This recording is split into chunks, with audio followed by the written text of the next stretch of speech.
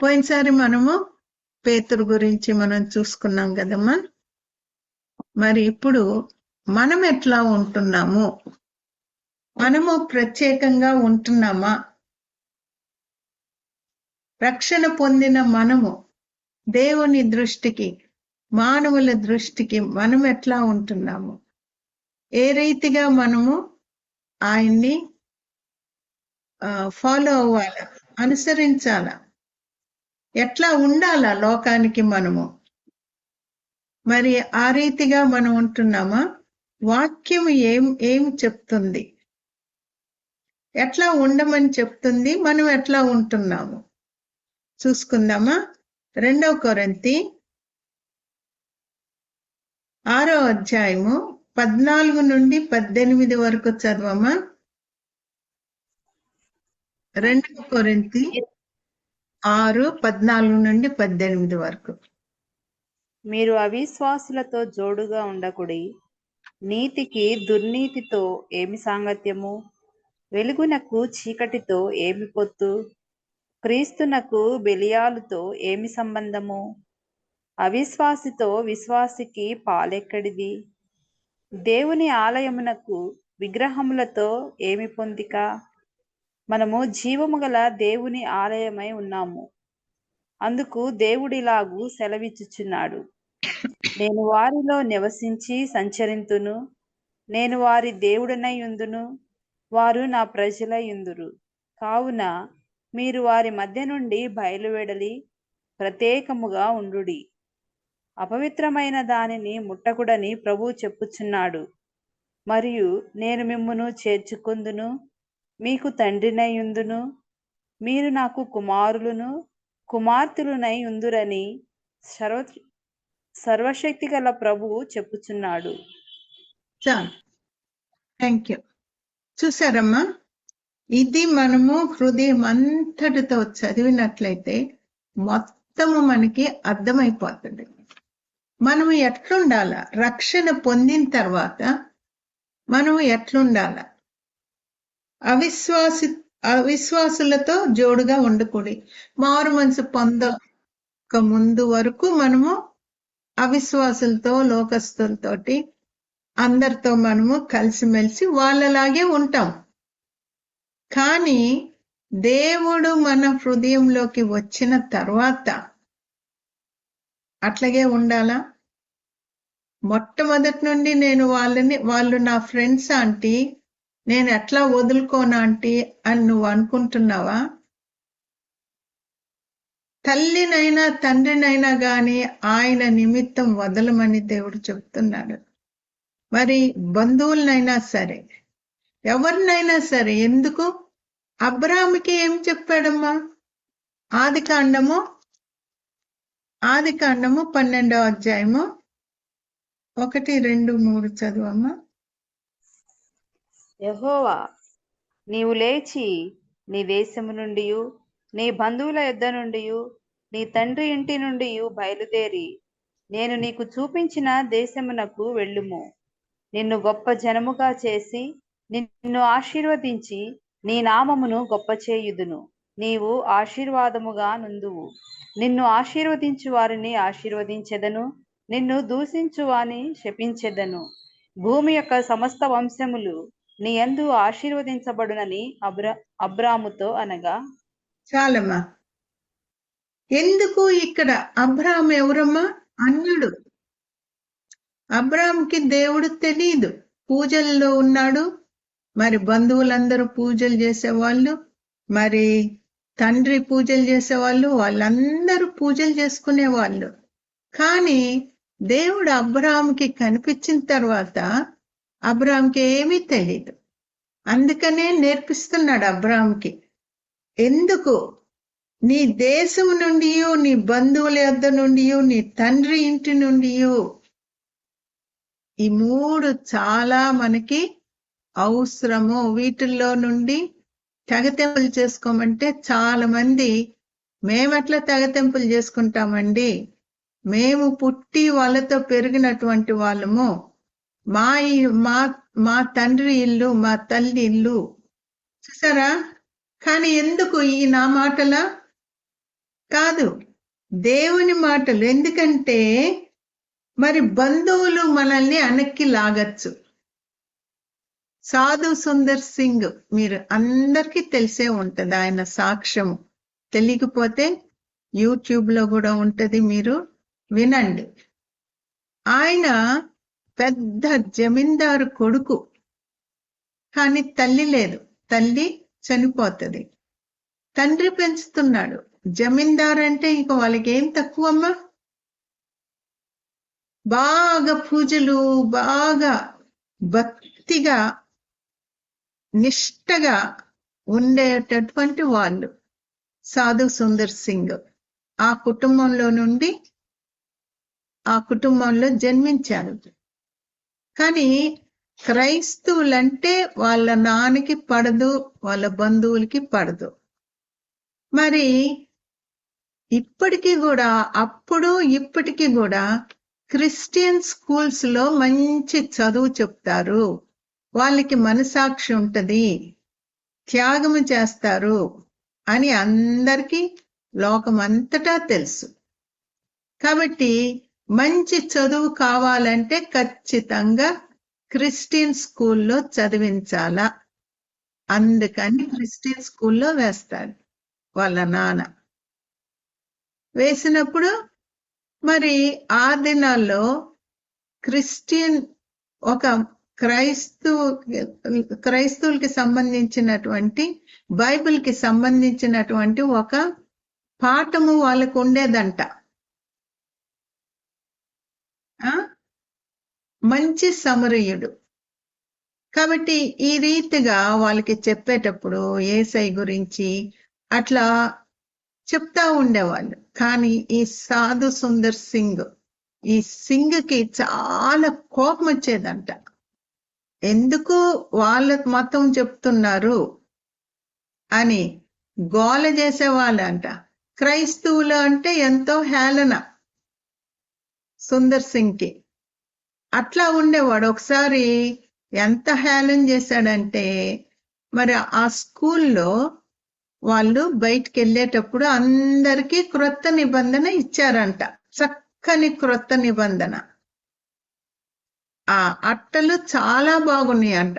అరే ఈ అట్ట బాగుంది, కానీ లోపల ఉన్నది మనకెందుకు అని పడేయకుండా అదంతా చింపేసి తను ఒక మంట పెట్టేశాడంట. వాళ్ళ నాన్నకి చాలా కోపం వచ్చిందంట. అరే అది మనకి పరిశుద్ధ గ్రంథం కాదు, మనం నమ్మమనుకో, కానీ ఇతరుల గ్రంథాన్ని నువ్వెందుకు కలిసావు, నీకేం తల తిరుగుతుందా, అట్లా చెయ్యొచ్చా అని గద్దిచ్చాడంట.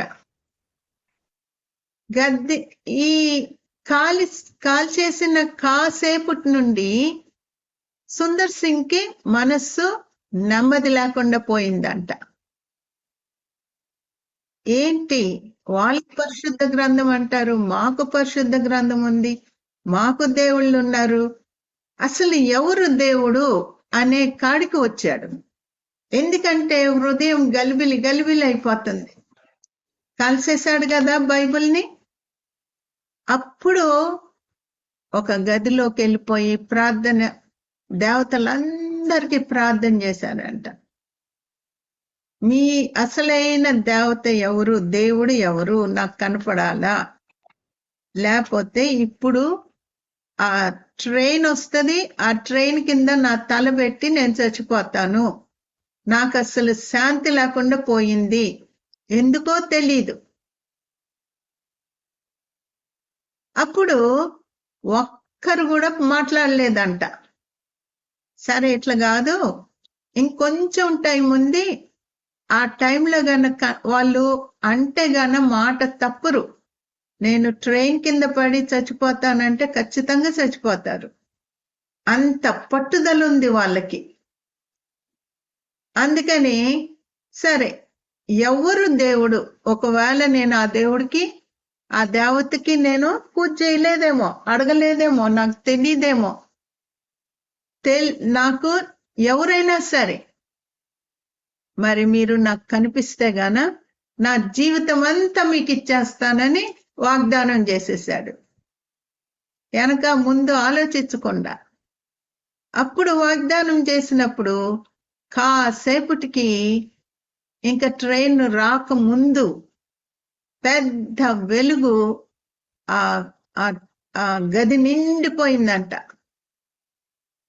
వెలుగు వెలుగు వెలుగు.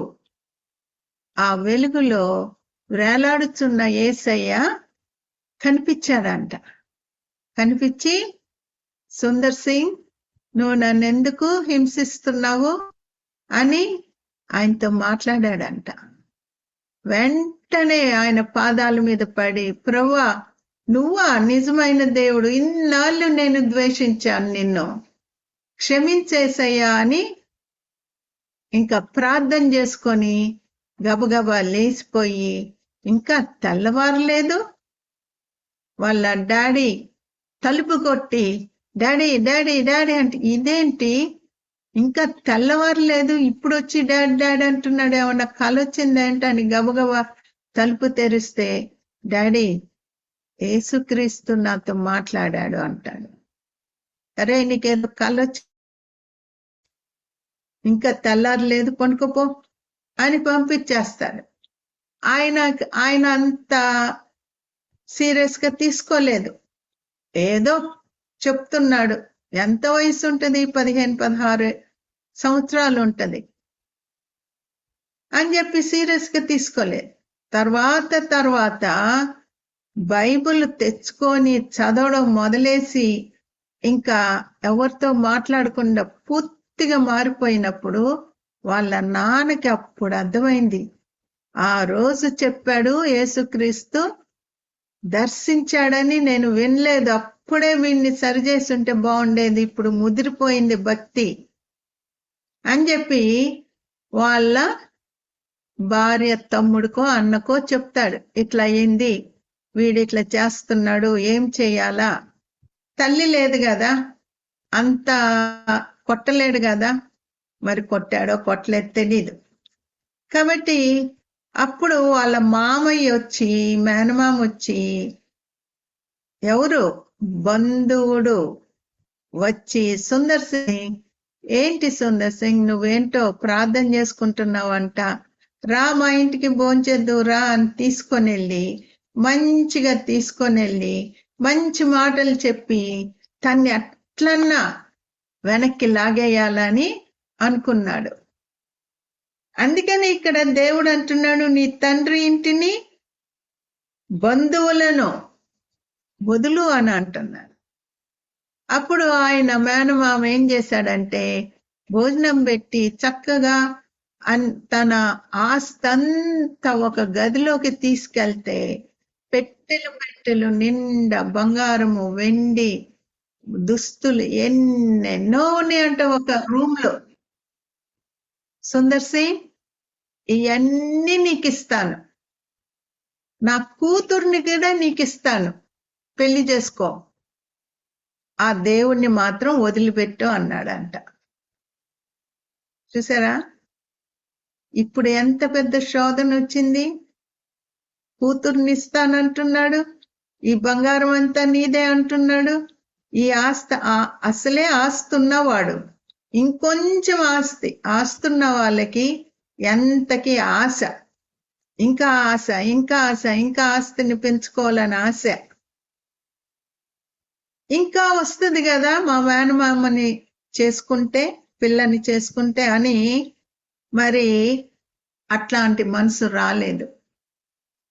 మొఖమాటము లేకుండా, మామయ్య థ్యాంక్స్, మీ ప్రేమ కొరకు చాలా థ్యాంక్స్, మీ పిల్లని నాకు ఆఫర్ చేసినందుకు థ్యాంక్స్, కానీ నాకున్న ఒక్క హృదయం యేసయ్యకి ఇచ్చేశాను, ఇంకా మీ కూతురికి నేను ఇయడానికి నా దగ్గర ఏమీ లేదన్నాడంట. దాంతోటి కోపం వచ్చేసింది. బంధువులను వదిలిపెట్టమని దేవుడు ఎందుకు చెప్పాడు? బంధువులు వెనక్కి లాగడానికి చూస్తారు. చూసారా, నీ బంధువుల యొద్ద నుండి, నీ తండ్రి ఇంటి నుండి బయలుదేరి నేను నీకు చూపించు దేశమునకు వెళ్ళుము, నిన్ను గొప్ప జనముగా చేసి నిన్ను ఆశీర్వదించి నీ నామమును గొప్ప చేయుదును. నీవు ఆశీర్వాదకరంగుందువు. ఇన్ని ఆశీర్వాదాలు ఉన్నాయంట. మనము పాతవన్నీ వదిలేస్తే ఇన్ని ఆశీర్వాదాలు వదలం కదా, అంత ఈజీ కాదు కదా ఏమా, అంత ఈజీ కాదు. అమ్మో, మా తండ్రి ఇంటిని వదలాలా, మా తల్లిదండ్రుల్ని వదలాలా, మా బంధువులను వదలాలా. రేపు పెళ్ళవుతుందంటే బంధువులు ఒక్కరు కూడా రారు. నాకేమన్నా అయితే నాకు ఎవరు ఉన్నారు చూసుకోవడానికి? ఎవ్వరు రారు. ఇవన్నీ లోకరీతిగా ఆలోచించి దేవునికి దూరం అయిపోతున్నారు. వదలడం లేదు, వదిలిపెట్టుకోవడానికి ఇష్టం లేదు. అందుకని యేసయ్య ఇక్కడ పాత నిబంధనలో అబ్రాహాముకి చెప్పినటువంటి దేవుడు ఇప్పుడు కూడా అదే మనకి చెప్తున్నాడు. అమ్మా, పాత ఫ్రెండ్స్, పాతవన్నీ వదిలేసాయి, అది నీకు మంచిది కాదు. మరి ఇప్పుడు 2 కొరింథీ 6వ అధ్యాయము 14 నుండి 18 వరకు మనం చదువుకున్నాము. అవిశ్వాసులతో జోడుగా ఉండుకుడి. అవిశ్వాసులతో జోడుగా ఉంటే ఎంత నష్టం వస్తుందో చూడండి. అది వరకు నేను చెప్పాను, ఇప్పుడు కొత్త కాబట్టి మళ్ళీ నేను చెప్తున్నాను. స్నేహితులు ఉన్నారు, చాలా మంది స్నేహితులు ఉన్నారు. వాళ్ళల్లో ఒకరు మారుమనసు పొందారు. ఆమెకి కుష్ఠరోగం వచ్చిందంట. ప్రార్థన చేసుకున్నప్పుడు దేవుడు ముట్టి స్వస్థపరిచాడు. చాలా మంచిగా ఉంటుంది, భక్తిగా ఉంటుంది. దేవుడి బిడ్డలు ఏం చెప్తే అది చేస్తుంది. మరి అన్ని వదిలేసింది. సడన్ గా ఎందుకు ఏమైందో తెలియదు కానీ పాత ఫ్రెండ్స్ వచ్చారు. చూడండి శోధన ఎట్లా వస్తుందో. నువ్వు ప్రార్థన చేసుకునేటప్పుడే నీకు శోధనలు వస్తుంటాయి. నీ బంధువులు వస్తుంటారు, నీ యొక్క ఫ్రెండ్స్ వస్తుంటారు, ఇరుగు పొరుగు వాళ్ళు వస్తుంటారు. ఏదో ఒక డిస్టర్బెన్స్. అప్పుడు ఈ మారుమనసు పొందిన అమ్మాయి దగ్గరికి ఫ్రెండ్స్ వచ్చినప్పుడు చాలా సంతోషించింది ఈ అమ్మాయి. వాళ్ళకి అన్నం వండి పెట్టింది, ఎన్నో కొనుక్కొని వచ్చింది, ఏమేమో చేసింది. చేసిన తర్వాత వాళ్ళందరూ సంతోషించారు. కానీ ఒక్క విషయంలో వాళ్ళు సంతోషంగా లేరంట. ఏంటి, ఎందుకు సంతోషంగా లేరు అని అంటే, ఇంత చక్కగా చూసుకున్నావు, మనం ఆ దినాల్లో సినిమాకి వెళ్ళేవాళ్ళం కదా, ఇప్పుడు ఒక్కసారి మమ్మల్ని సినిమాకి తీసుకొని వెళ్తే గాన ఇంకా పూర్తయిపోద్ది, అదొక్కటి చెయ్యి అన్నాడు. అమ్మో, అదొక్కటి నేను చేయలేను, నేను మారు మనసు పొందాను, సినిమాలన్నీ మానేయానని చెప్పిందంట. మానేస్తే, అయ్యో మా కోసం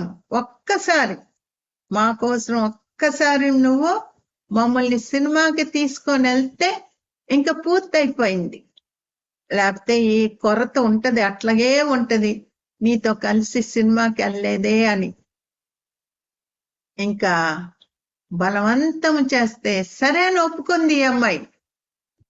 ఇష్టం లేకుండానే ఒప్పుకొని అందరు కలిసి సినిమాకి వెళ్ళారు.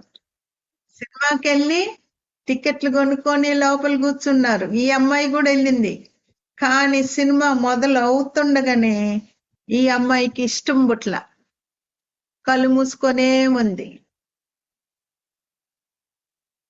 ఇష్టపడడం లేదు, చాలా బాధగా ఉంది.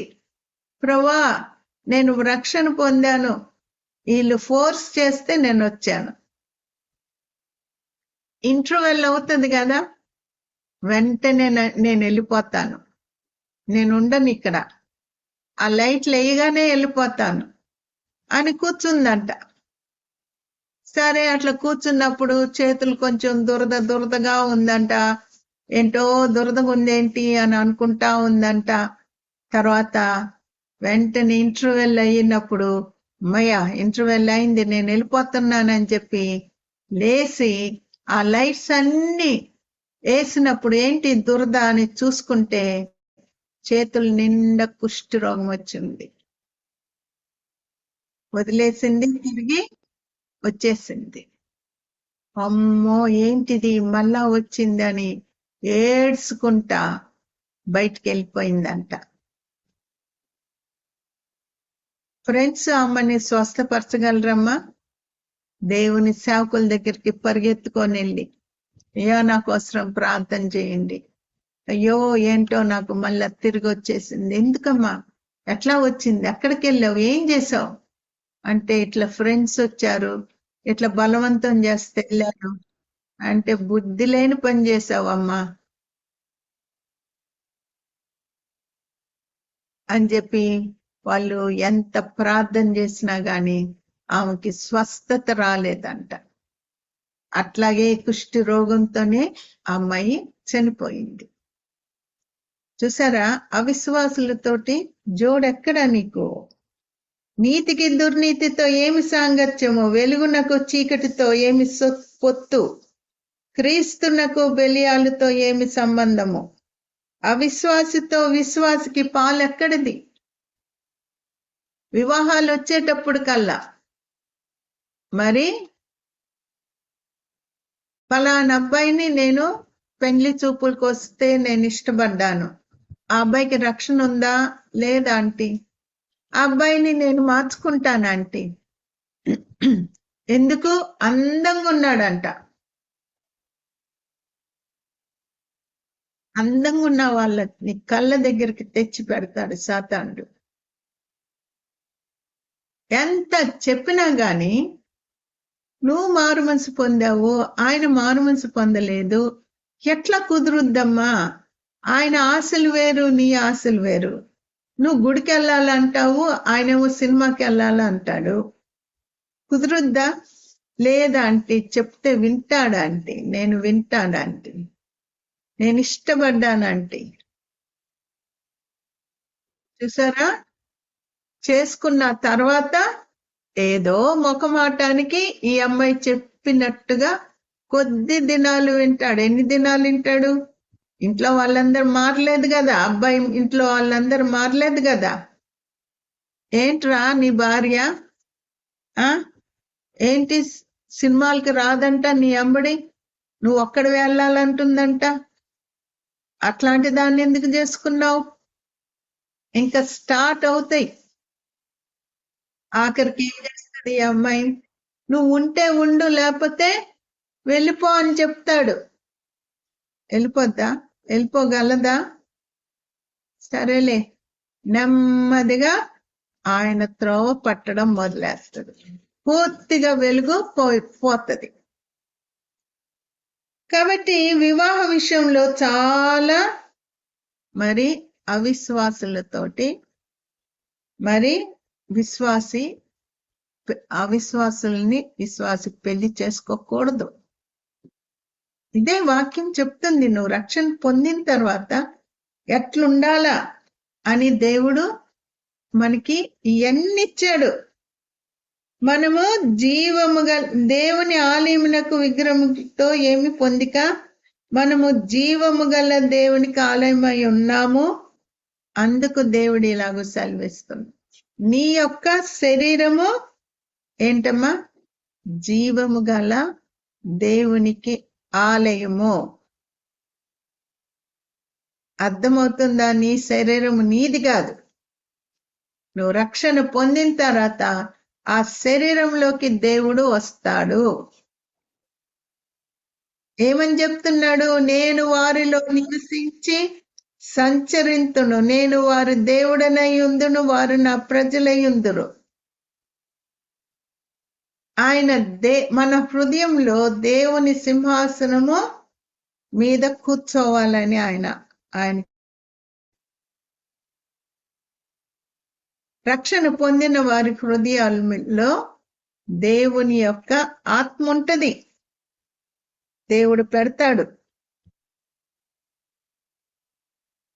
ఆయన మనలో నివసించడం ఆయనకి ఇష్టము. నేను వారి దేవుడనై యుందును, వారు నా ప్రజలై యుందురు. ఆయన స్వరూపంలో చేసుకున్న మనల్ని ఆయన ఎంతో ఇష్టపడతాడు. ఆయన మందిరంలోకి మనం వెళ్ళినప్పుడు ఆయన ఎంతో సంతోషిస్తాడు. వాళ్ళకి నేను దేవుడనై ఉందును, వాళ్ళు నాకు ప్రజలై ఉందురు. కావున మీరు వారి మధ్య నుండి బయలువెడలి ప్రత్యేకముగా ఉండుడి. చూసారా, దేవుడు చెప్తున్నాడు ప్రత్యేకంగా ఉండు, అందరితో కలిసిమెలిసి ఉండొద్దు. అందుకని ద్వేషించమని నేను చెప్పడం లేదు, ద్వేషించొద్దు. కానీ వాళ్ళకి తెలియాల, సినిమాలకి నువ్వు రావని, చెత్త జోక్స్ వేసుకుంటే ఇష్టము లేదని, ప్రతి వారము చర్చికి వెళ్ళాలని, ఇవన్నీ కూడా మరి విశ్వాసి హత్తుకొని ఉండాల. వారి మధ్య నుండి వెడలి ప్రత్యేకముగా ఉండుడి. అపవిత్రమైన దానిని ముట్టకూడని ప్రభు చెప్తున్నాడు. ఏంటమ్మా, ఏంటది అపవిత్రమైంది? ఏది కూడా ముట్టకూడదని దేవుడు సెలవిస్తున్నాడు.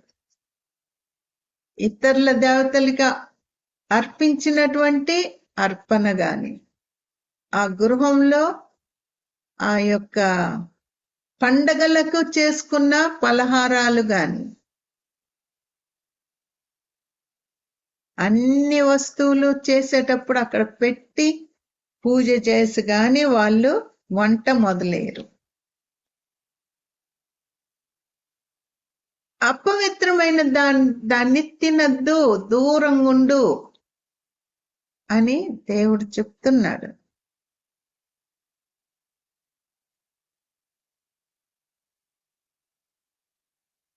ముట్టద్దు. నేను ఒక సిస్టర్ నాతో మాట్లాడుతున్నారు. సిస్టర్ ఏంటో నాకు తెలియడం లేదు, నా హృదయంలో గందరగోళం అయిపోతుంది, ఇంట్లో గందరగోళం అయిపోతుంది. నాకేమో ప్రార్థన చేసుకుంటున్నాను, నాకేమో దేవుడు లేదు. ఎందుకు ఇంత ప్రార్థన చేస్తున్నాను? నేనన్నాను, సిస్టర్, బంధువులు పిలిచినప్పుడు మీరు పూజలు కానీ, లేకపోతే పెళ్ళిళ్ళు కానీ, లేకపోతే బర్త్డేస్ కానీ మీరు వెళ్తారా? అవును సిస్టర్, బంధువులు పిలిస్తే వెళ్తాం. అయితే వాళ్ళు అక్కడ పెట్టింది తింటారా? అవును సిస్టర్, తింటాం. ఎందుకంటే పూజ చేసి మాకు పెట్టరు కాబట్టి తక్కింది ఇది పూజ చేసింది కాదమ్మా అని చెప్పి ఇస్తారు, వెళ్ళి తినొస్తాం. ఆ వాతావరణం అంతా ఎవరు వెళ్తున్నారమ్మా? ఇంట్లోకి వచ్చే ప్రతి వస్తువు మీద ఎవరు వాళ్తున్నారు? చూసారా? అందుకని ఆ సిస్టర్తో నేను చెప్పాను, సిస్టర్ ఇట్లా చేసేటప్పుడు దేవుని ఆత్మ దుఃఖపడి వెళ్ళిపోతారు, మనలో ఉండరు. ఇంకా మనం చక్కగా వెళ్ళి వాళ్ళు పెట్టినవన్నీ తిని మళ్ళీ తిరిగి ఇంటికి వస్తాం. ప్రతి క్షణం అట్లాగే ఉంటుందా పెళ్లిలాగా? తిని వచ్చిన తరువాత అక్కడ నుండి కొంచెము నువ్వు వెంట్రుకంత స్థలం ఇచ్చావు కదా, అంతే లోపలికి వచ్చేస్తాడు. అట్లా ఎన్నిసార్లు స్థలాలు ఇచ్చారు? ఒక అమ్మాయి ఒక మీటింగ్కి వెళ్ళినప్పుడు నా పక్కన ఉంది, బొట్టు పెట్టుకొని ఉంది. బైబిల్ అక్కడ చెప్తుంటే తీస్తుంది, టకటక తీస్తుంది. పాటలు ఎత్తితే ఈఎంఐ కూడా చక్కగా పడుతుంది. మీటింగ్ అయ్యాక అడిగానమ్మా, నువ్వు ఇంత చక్కగా పాటలు పాడుతున్నావు, ఇంత చక్కగా వాక్యం తీస్తున్నావు ఏంటి అని అన్నా. అంటే నేను క్రైస్తవురాలిని ఆంటీ అన్నది. అదేంటమ్మా, పొద్దున్నుండి నిన్ను చూసి నేను హిందువుని అనుకున్నాను, అందుకని నీతో ఏం మాట్లాడలేదు. బొట్టెందుకు పెట్టుకున్నావు? ఆ చిన్నప్పటి నుండి అలవాటైంది ఆంటీ. చిన్నప్పుడు పెట్టుకున్నప్పుడు తల్లి ఏం చేస్తుంది ఏమా? తల్లి కరెక్ట్ చేయాలి కదా. ఇప్పుడు ఇది ఒక స్టైల్ అయిపోయింది. బొట్టు పెట్టుకోవడము అన్ని ఒక స్టైల్ అయిపోయింది.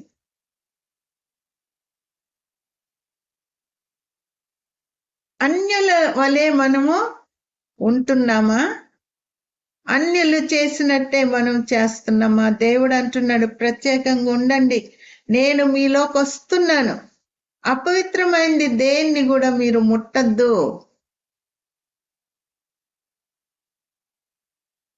మళ్ళా ఏమని చెప్తున్నాడు?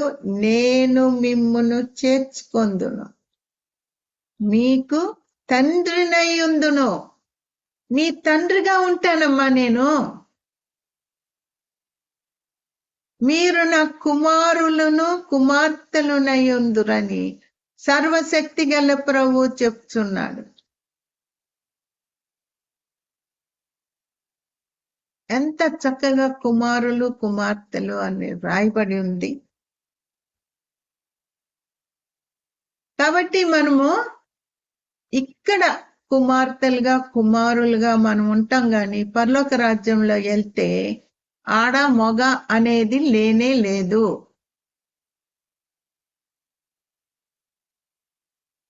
ఎంత జాగ్రత్తగా ఉండాలమ్మా.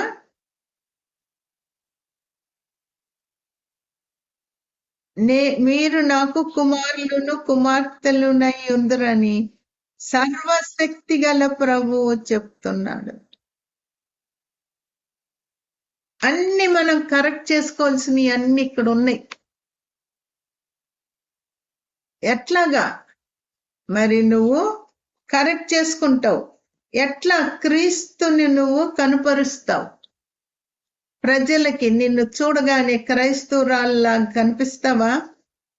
ఒక కథ ఉంది, చిన్నపిల్లల కథ. అది కుక్క పంది పిల్ల. అందరికి తెలిసే ఉంటదేమమ్మా.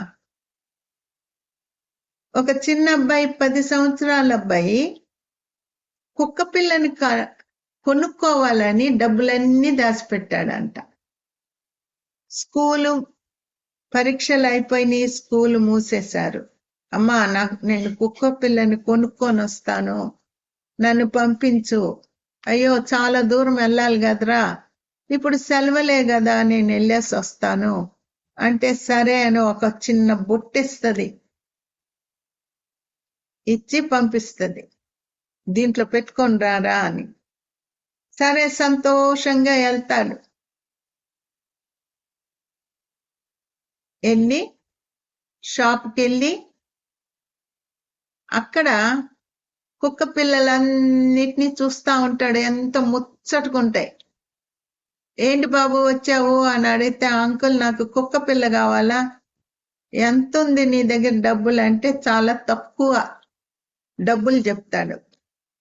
అంతేనా నీ దగ్గర ఉంది, దానికి ఏం కుక్క పిల్లలు వస్తాయి, ఇక్కడ అన్ని ఖరీదైనవి అంటే, అంకుల్ ప్లీజ్ ప్లీజ్, నాకు ఇష్టము కుక్క పిల్లల్ని పెంచుకోవడము అని అంటే, సరేలే పాపం పిల్లోడు ఇష్టపడుతున్నాడు కదా అని ఒక చిన్న కుక్క పిల్లని బుట్టలో పెట్టి మూతేసి పంపిస్తాడు.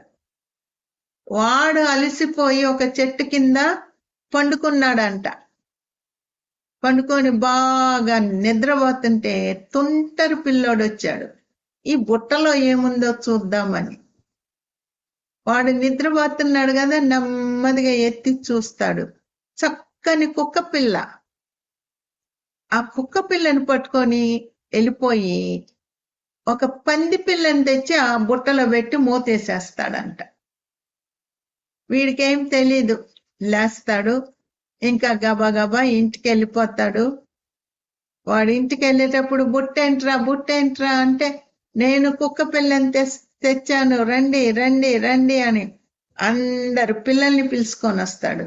అమ్మా నేను కుక్క పిల్లని తెచ్చాను, అంకుల్ చాలా మంచోడు, తక్కువ ఖరీదుకి ఇచ్చేశాడు అని చెప్తే వాళ్ళమ్మ సంతోషంగా వచ్చి అందరు పిల్లలు చుట్టుకుంటారు. ఇంకా వాళ్ళమ్మ తీస్తుంది బుట్ట, తీసి ఎత్తితే ఏముంటది? పంది పిల్ల ఉంటది. రే, పంది పిల్లని తెచ్చుకున్నావా నువ్వు అంటే, కాదమ్మా, ఇదిగో చూడు. అదేంటి?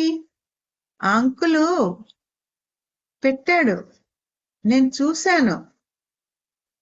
కుక్క పిల్లనే పెట్టాడమ్మా. అదేంట్రా, కుక్క పిల్లని పెడితే పంది పిల్ల ఎట్లయింది? పో ఎల్లిచ్చేసిరా పో అంటే మళ్ళీ కాళ్ళు ఈడ్చుకుంటా వెళ్ళి ఆ చెట్టు కిందే మళ్ళీ పండుకున్నాడంట. అలసిపోయి పండుకొని బాగా నిద్రపోతుంటే ఆ పిల్లోడు ఆ కుక్క పిల్లతో ఆడి ఆడి ఆడి ఇంకా వాడికి తీరిపోయింది. మళ్ళీ వచ్చాడే వీడు అని చెప్పి ఆ బుట్ట తీసి కుక్క పిల్లని లోపల పెట్టి ఆ పంది పిల్లని తీసుకొని వెళ్ళిపోయాడు. ఇంకా వీడు లేస్తాడు, లేచి అక్కడికి వెళ్ళి అంకుల్ ఏంటి నన్ను ఇట్లా మోసం చేశారు మీరు అంటారు. అంటే ఏంటి బాబు, ఎందుకు మోసం చేస్తాను, అంత ప్రేమగా ఇచ్చాను కదా నీకు. కాదు అంకుల్, చూడండి, తెరిచి చూడండి అన్నాడు. అంటే తెరిచి చూస్తే ఏముంది? కుక్క పిల్ల ఉంది. ఏంటి బాబు నువ్వు కుక్క పిల్ల బదులు పంది పిల్లని ఇచ్చానంటావు చూడు అంటే చూస్తే కుక్క పిల్ల. ఇదేంటి అని దాని చెవులు పట్టుకొని, ఓయ్ ఉంటేగాన నువ్వు కుక్క పిల్లన్నా ఉండు, ఇంటికి వెళ్తేనేమో పంది పిల్లలాగుంటావు, ఇక్కడికి వస్తేనేమో కుక్క పిల్ల అయిపోతావా అని దాన్ని తిట్టాడంట. దేనికి చెప్తున్నాను?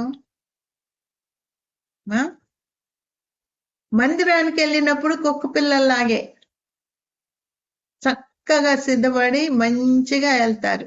ఇంట్లోకి వచ్చిన తర్వాత ఇంకా పంది పిల్లలాగా అరుస్తుంటారు. నువ్వు ఎక్కడికి వెళ్ళినా నువ్వేమై ఉన్నావు? దేవుడి బిడ్డవై ఉండాల. ఒక చోటుకి వెళ్తే ఒకలాగా, ఇంకో చోటుకి వెళ్తే ఇంకొకలాగా ఉండొచ్చా? బాగా ప్రార్థన చేస్తుంటావు, బాగా ఉపవాసాలు ఉంటావు, బంధువులు పిలవగానే వెళ్ళిపోతావు.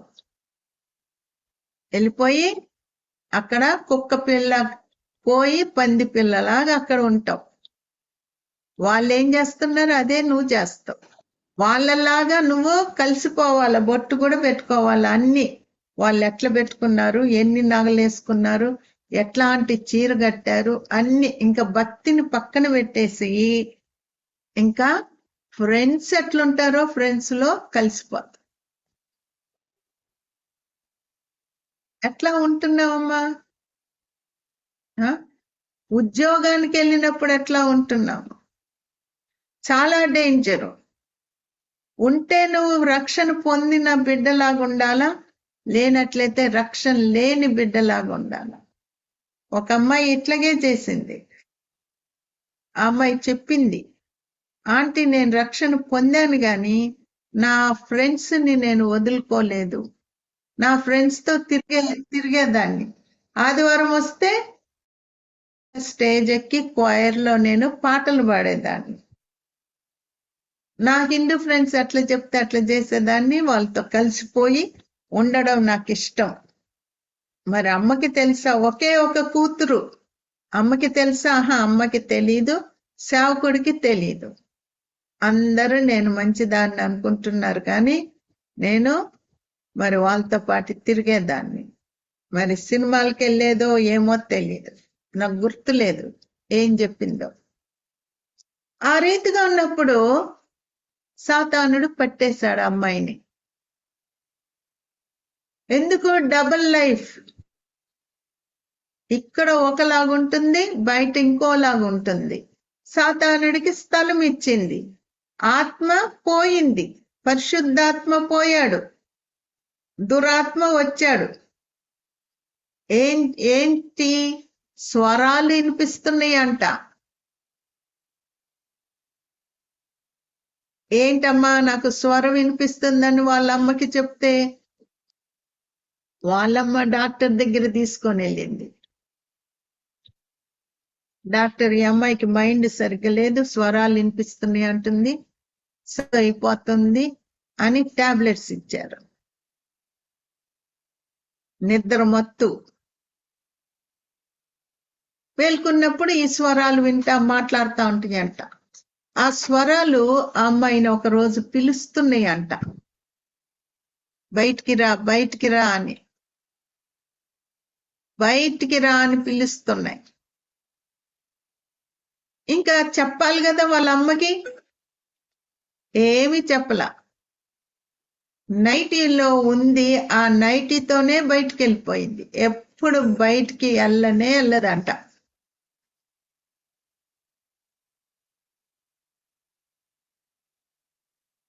బయటికి వెళ్ళిపోయి పైకి రా అంటే లిఫ్ట్ తీసుకొని 5 అంతస్తుల మేడ మీదకి వెళ్ళిపోయింది.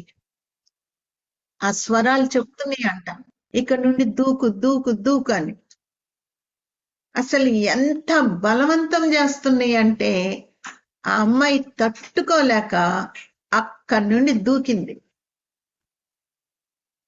దేవుడి దయ వలన కొంచెము చచ్చిపోకుండా ఒక కొమ్మ మీద, చెట్టు మీద కొమ్మ మీద పడ్డది. ఆ బరువుకి కింద కొమ్మ ఇరిగిపోయి కింద పడ్డది, నడుము ఇరిగిపోయింది, చచ్చిపోయినట్టుగా పడిపోయింది, కోమాలోకి వెళ్ళిపోయింది. అందరు అరుస్తున్నారంట, అమ్మ అమ్మ నీ పిల్ల పైకెళ్ళి దూకింది అంటే వాళ్ళ అమ్మాయి ఏంటో ఇంట్లో వంట చేసుకుంటా ఉంది, తెలీదు. అమ్మా మీ పిల్లే పైకెళ్ళి దూకిందంట. అదేంటది, మా పిల్ల ఎక్కడుంది అంటే అదిగో అక్కడ పక్కన పడుంది చూడండి అంటే పరిగెత్తుకొని వెళ్ళి చూస్తే అసలు ఏమీ లేదు, చచ్చిపోయినంత. ఎంత చిన్నపిల్ల, 26 సంవత్సరాలు, ఉద్యోగం లేదా, చదువుకోలేదా, లెక్చరర్ గా చేస్తుంది, ఫ్రెండ్స్ ను వదిలిపెట్టలేదు. వాళ్ళలాగే ఉండడం, వాళ్ళలాగే తినడము, వాళ్ళలాగే డ్రెస్ అవ్వడము, వాళ్ళతో పాటు జోక్స్ వేసుకోవడము. ఎన్నడూ కూడా అనుకోలేదు ఈ పరిస్థితి వస్తుందని. హాస్పిటల్కి తీసుకెళ్లారు, లాభం లేదన్నారు. కానీ తల్లిదండ్రులు ప్రార్థన చేసేవాళ్ళు. మరి వాళ్ళు ప్రార్థన చేసిన తర్వాత ఆపరేషన్ చేస్తామమ్మా మేము చెప్పలేము అని చెప్పారు. ఆపరేషన్ చేశారు. వారం అయిన తర్వాత కళ్ళు తెరిచింది, కానీ 2 కాళ్ళు పడిపోయి నడవలేదు, మంచానే, ఈ రోజు వరకు కూడా మంచంలోనే ఉంది. ఎందుకు బంధువుల్ని, ఫ్రెండ్స్ ని వదలమని దేవుడు చెప్తున్నాడు? నీకు హాని జరుగుద్ది. ఇట్లా ఎన్నన్నా నేను చెప్పగలను. ప్రభు అంటున్నాడు, నీ హృదయంలోకి నేను వస్తాను, నీ హృదయంలో నేను ఉంటాను, నా బిడ్డగా నిన్ను చేసుకుంటాను. ఎవరు అమ్మా మనము రక్షణ పొందిన తర్వాత మనం ఎట్లా మారిపోతాము, ఏ వాగ్దానంలోకి మనం వెళ్ళిపోతాము?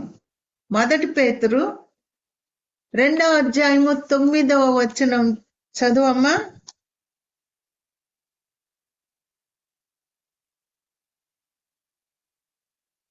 1 పేతురు 2వ అధ్యాయము 9వ వచనము.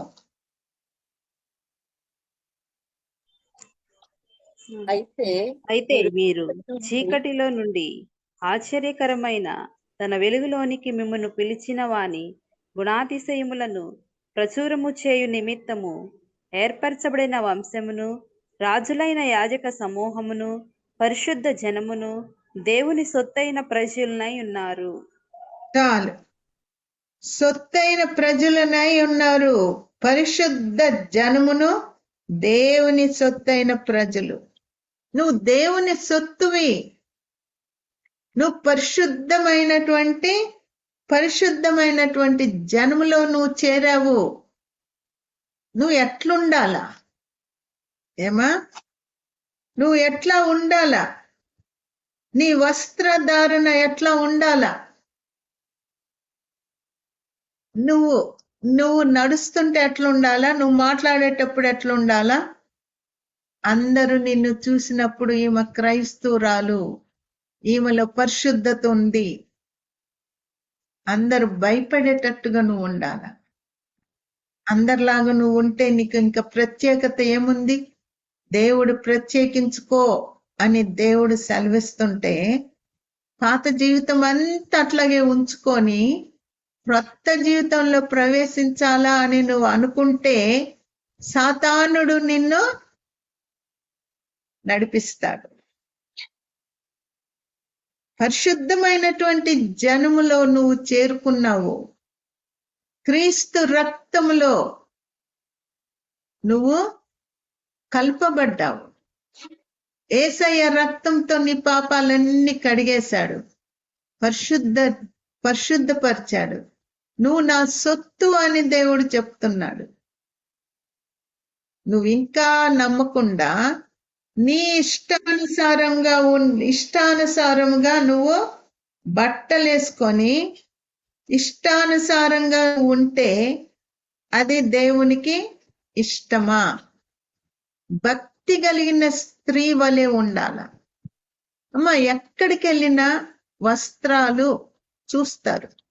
ఇప్పుడు ఒక కంపెనీలో పనిచేసే వాళ్ళు కోటు లాగేసుకుంటారు, డాక్టర్స్ కోట్ లాగేసుకుంటారు, రోడ్డు మీద ఊడ్సే వాళ్ళు కోటు లాగా లూజ్గా పైన వేసుకుంటారు. కొన్ని కంపెనీస్ లో వాళ్ళు డ్రెస్ ఇస్తారు, అదే వేసుకోవాలా. హోటల్స్ లో పనిచేసేటువంటి వాళ్ళకి డ్రెస్ ఉంటది. ఆడపిల్లలు ఎట్లాంటి డ్రెస్ వేసుకొని ఉంటారు? లూజ్గా కోట్ వేసుకొని ఉంటారు, ప్యాంటు షర్ట్ వేసుకుంటారు. చీరలు కట్టుకోవద్దంటారు, చీరలు అడ్డొస్తాయి, జారిపోతాయి, వద్దు. కోట్ వేసుకోవాలా, నిండా ఉండాలా, వస్త్రధారణ నిండుగా ఉండాలా. ఎవరికి వచ్చే కస్టమర్స్ కి మీరు శోధనకరంగా ఉండకూడదు. చూసారా? ఎందుకమ్మా పార్లమెంట్ లో చూడండి, ఇంత బ్లౌజెస్ వేసుకొని వస్తారా? ఎంత నిండుగా వేసుకొని ఉంటారు. చూడండి, న్యూస్ లో వస్తుంటారు. ఎంత జాగ్రత్తగా ఉంటారు వాళ్ళు. మీటింగ్స్ లో ఉంటారు. సోనియా గాంధీని చూడండి, ఎంత నిండుగా బట్టలు వేసుకుంటారు. క్రైస్తవురాలని రక్షణ పొందామని చెప్పుకుంటూ నీ వస్త్రధారణ ఎట్లా ఉందమ్మా?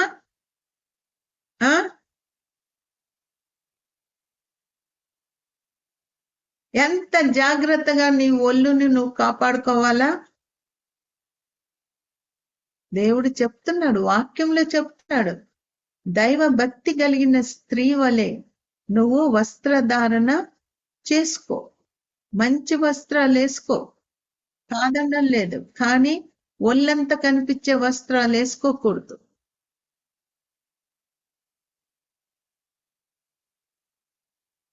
ఇవన్నీ కూడా ఒక భయభక్తులు కలిగినటువంటి స్త్రీ ఎట్లుండాలో వాక్యం చెప్తుందమ్మా. వాక్యంలో ఉంది, నువ్వు చదువు. అందుకనే మరి వాక్యము నువ్వు చదివితేనే నీకు తెలుస్తుంది దేవుడు ఏమి చెప్తున్నాడు, ఎట్లుండాలని చెప్తున్నాడు. సంఘానికి వెళ్ళేటప్పుడు, చర్చికి వెళ్ళేటప్పుడు నీ వస్త్రధారణ ఎట్లా ఉంటుందమ్మా? జాగ్రత్తగా ఉంటుందా? ప్రసంగి 5:1-2 చదువమ్మా. ప్రసంగి 5. నీవు దేవుని మందిరమునకు పోవునప్పుడు నీ ప్రవర్తన జాగ్రత్తగా చూచుకొనుము. బుద్ధిహీనులు అర్పించినట్లుగా బలి అర్పించుట కంటే సమీపించి ఆలకించుట శ్రేష్టము. వారు తెలియకనే దుర్మార్గపు పనులు చేయుదురు. నీవు దేవుని సన్నిధిని అనాలోచనగా పలుకుటకు నీ హృదయమును త్వరపడనీయక నీ నోటిని కాచుకొమ్ము. చాలమ్మా, దేవుడు చాలు. నీవు దేవుని మందిరమునకు పోవునప్పుడు నీ ప్రవర్తన జాగ్రత్తగా చూసుకొనుము. నీ వస్త్రధారణ అయినా సరే, నీ ప్రవర్తన, నోరు జారేసుకోవడం, ఎట్లా పడితే అట్లా మాట్లాడడము, ఎవరిని పడితే వాళ్ళని ఏది పడితే ఆ మాట అనడము. ఏం మాదిరమ్మా అది? అదా స్థలము? నీ కోపాన్ని కనుపరిచే స్థలం అదా? వాళ్ళు ఏమనరులే అని నీ నోరుని పడేసుకోవచ్చా? ఎంత జాగ్రత్తగా వెళ్ళాలా? దేవుని మందిరమునకు వెళ్ళినప్పుడు ప్రవర్తన జాగ్రత్తగా చూసుకొనుము. నీ ప్రవర్తన జాగ్రత్తగా ఉండాలి. నువ్వేదో ఫంక్షన్కి వెళ్తున్నట్టుగా చర్చికి వెళ్ళడం కాదమ్మా. పరిశుద్ధమైన దేవుణ్ణి నువ్వు ఆరాధించడానికి వెళ్ళేటప్పుడు అక్కడ నువ్వే కాదు, ఇతరులు కూడా వస్తారు. వాళ్ళకి శోధనకరంగా నువ్వు ఉండకూడదు. నీ వస్త్రధారణ చిన్నపిల్లలకి మాదిరికరంగా నువ్వు ఉండాల. ఎట్లా ఉండాల? మనము మారాము అని చెప్పి నోటితో చెప్పడం కాదమ్మా, మన ప్రవర్తనలో చూస్తారు మనుషులు. మన మాటలు ఎట్లున్నాయో చూస్తారు, మన క్రియలు ఎట్లున్నాయి, మన వస్త్రధారణ ఎట్లా ఉంది చూస్తారు. చూసారా? ఊరికే ముసుకేసుకోగానే సరిపోదమ్మా. నువ్వు అటు ఇటు తిరిగేటప్పుడు ఎంత జాగ్రత్తగా నువ్వు వస్త్రధారణ చూసుకుంటున్నావు, ఎక్కడ చెదరకుండా, ఎవరికి శోధనకరంగా ఉండకుండా ఉంటున్నావా? ఇవన్నీ మనం నేర్చుకోవాలా. ఊరికే నేను మారాను అంటే లాభం లేదు. పాతవి విడిచిపెట్టేయాలా. పాతవి విడిచేయమని దేవుడు చెప్తున్నాడు. ఒక్కటే కాదు, వస్త్రధారణే కాదు, బంధువుల్ని గాని, ఫ్రెండ్స్ని గాని, ఇప్పుడు ఇవన్నీ చెప్పాను. ఊరికి వింటున్నారమ్మా. వాళ్ళు మాకు చాలా తెలిసిన వాళ్ళండి, రిసెప్షన్కి వెళ్ళాలా, పెళ్లికి వెళ్ళాలా, ఏమా వెళ్ళి తెచ్చుకుంటున్నారు. జాగ్రత్తగా ఉండాలా. నీవు ప్రత్యేకంగా ఉంటున్నావా? ప్రత్యేకంగా ఉంటున్నావా? అందరితో కలిసిపోయి ఆటపాటలు, జోక్స్, అసలు నిన్ను చూస్తే నువ్వు రక్షణ పొందావా అని అనిపించకుండా, నీ వస్త్రధారణ చూస్తే రక్షణ పొందిందా? చూసారా? కొంతమంది అడుగుతుంటారు, ఆంటీ పలానోళ్ళు రక్షణ పొందారా, మరి ఏంటి అట్లా వేసుకుంటున్నారు బట్టలు అడుగుతారు. ఇంకా మారాలమ్మా, ఇప్పుడే పొందుతున్నారు అని చెప్తా. ఇంకెప్పుడు మార్పు? మారాలి కదా. కాబట్టి దేవుని దృష్టికి మనం ఎట్లున్నాము, మనుషుల దృష్టికి కాదమ్మా. మనుషులు మనం ఏంటి ఇట్లాగా ఉంది అనుకోవచ్చు, కానీ దేవుడి దృష్టికి ఎట్లున్నాం మనము భయభక్తులతో ఉంటే మనుషులు కూడా భయపడతారు. మాట్లాడడానికి గాని, దగ్గరికి రావడానికి గాని భయపడతారు. సరే, జాగ్రత్తగా ఉండాల. మనము ప్రత్యేకంగా ఉన్నామా? మారావా? మార్పు వచ్చిందా? కలిసిపోయావా? లేకపోతే చర్చికి వెళ్తే ఒకలాగా, ఇంట్లో ఒకలాగా, ఉద్యోగంలో ఒకలాగా, బయటకు వెళ్తే ఇంకొకలాగా ఇట్లున్నామా? ప్రార్థన చేసుకుందాం.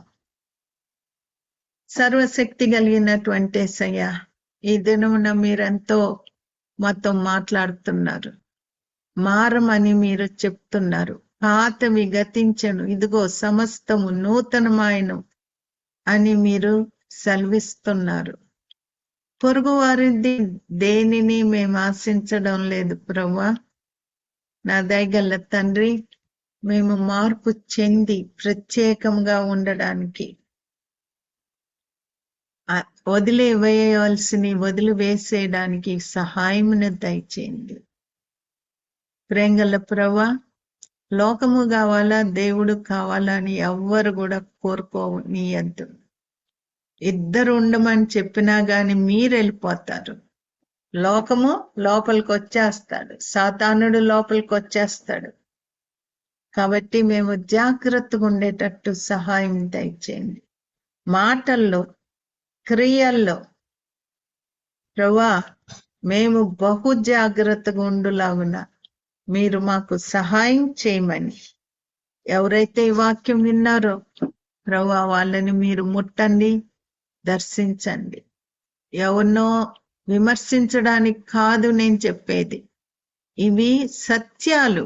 ఇట్లా జరిగినాయి, మనకి ఎవరికి అట్లా జరగకూడదు. మేము జాగ్రత్తగా ఉండాలి మనమని ప్రభువా మాట్లాడడానికి ప్రభువా మీరు కృపనిచ్చారు. ప్రతి బిడ్డతో మాట్లాడండి ప్రభువా, ప్రతి బిడ్డ మారునట్లు చేయండి. అనారోగ్యంగా ఉన్న వారిని మీరు ముట్టండి ప్రభువా, పాపములు ఒప్పుకొని స్వస్థత పొందడానికి సహాయమును దయచేయండి.